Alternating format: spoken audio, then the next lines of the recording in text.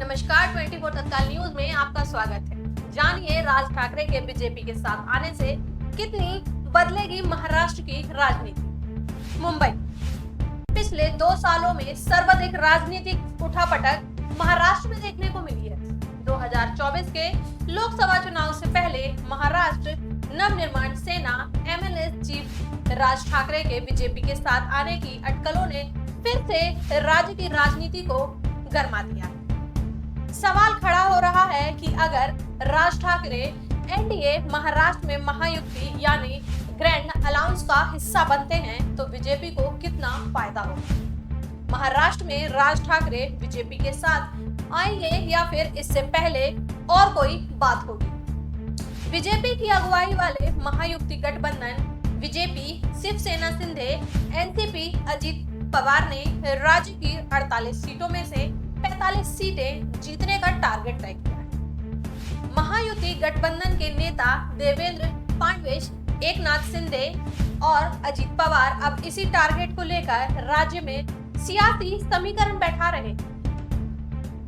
राजनीतिक हलकों में चर्चा है कि राज ठाकरे महायुति के 45 सीटों को जीतने के लक्ष्य में मददगार साबित हो सकते हैं। यही वजह है कि मुंबई बीजेपी के नेताओं ने राज ठाकरे का मन टटोलने शुरू कर दिया है। क्या है मनसे की ताकत? राज ठाकरे की अगुवाई वाली महाराष्ट्र नवनिर्माण मनसे 17 साल पुरानी पार्टी ने 2014 और 19 के लोकसभा चुनाव नहीं लड़ा था। इससे पहले पार्टी ने 2009 में लोकसभा चुनाव लड़ा था। शिवसेना को इसका बहुत भारी नुकसान उठाना पड़ा था। राज्य की 9 से 10 सीटों पर शिवसेना को नुकसान पहुंचाया था। कई सीटों पर मनसे के उम्मीदवारों को 1 लाख तक वोट हासिल हुए थे। उसके चलते राज्य के 2009 के चुनाव में कांग्रेस को 17 और एनसीपी को 8 सीटें ही हासिल हुई। जब बीजेपी और शिवसेना 9 और 11 पर सीमित हो गई थी, इसी साल हुए विधानसभा चुनाव में पार्टी को 13 सीटों से जीत मिली थी। मुंबई में मनसे को 24% वोट हासिल हुए थे और शिवसेना को 18% वोट हासिल हुए थे। तब राज्य में मनसे को 5.7% वोट मिले थे। शिवसेना को हुआ था भारी नुकसान। मनसे के आक्रामक चुनाव प्रचार से शिवसेना को भारी नुकसान पहुंचाया गया था। कुछ जगहों पर मनसे ने एनसीपी को भी भारी नुकसान पहुंचाया था। मनसे ने लालबाग, परेल, दादर, माहिम में अपने पारंपरिक गठों से सेना के उम्मीदवारों को भी हटाया।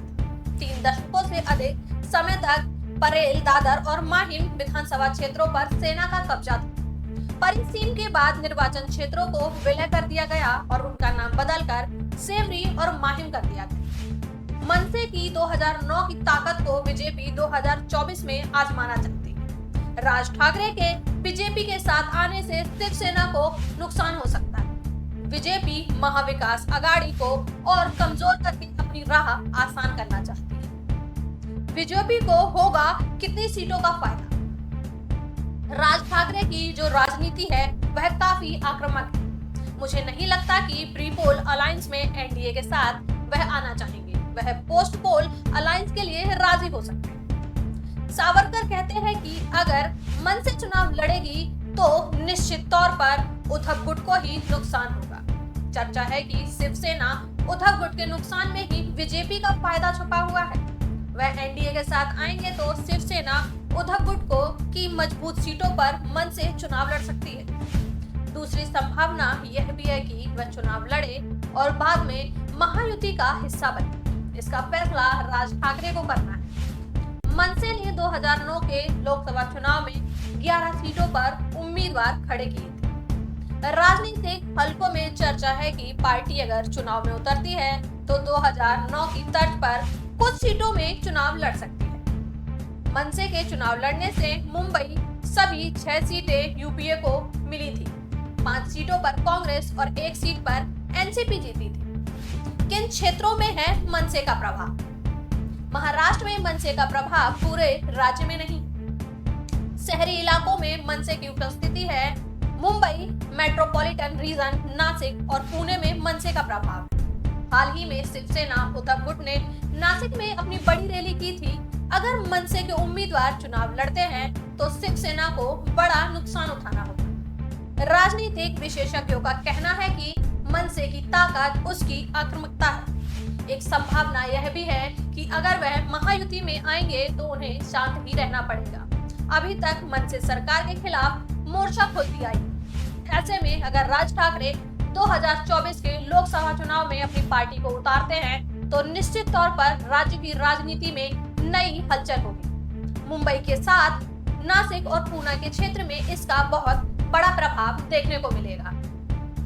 इन पार्टियों के आगे के क्या कदम होंगे, इस सिलसिले में हमारे चैनल से जुड़े रहें। लाइक शेयर सब्सक्राइब करना ना भूलें। धन्यवाद।